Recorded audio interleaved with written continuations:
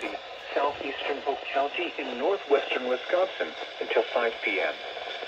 At 4:22 p.m., a severe thunderstorm was located over Chisago City, or 17 miles southeast of Cambridge, moving southeast at 60 miles per hour.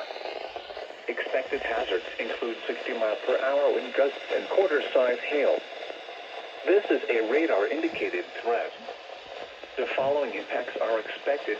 Hail damage to vehicles is expected. Expect wind damage to roofs, siding, and trees.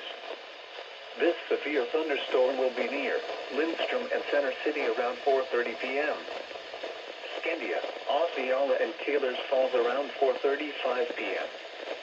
Drexel around 4:40 p.m. Other locations in the path of the severe thunderstorms include New Richmond and Star Prairie. For your protection, move to an interior room on the lowest floor of a building.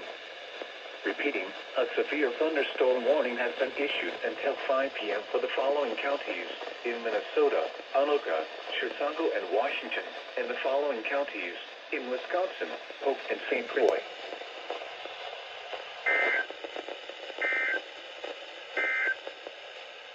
This is no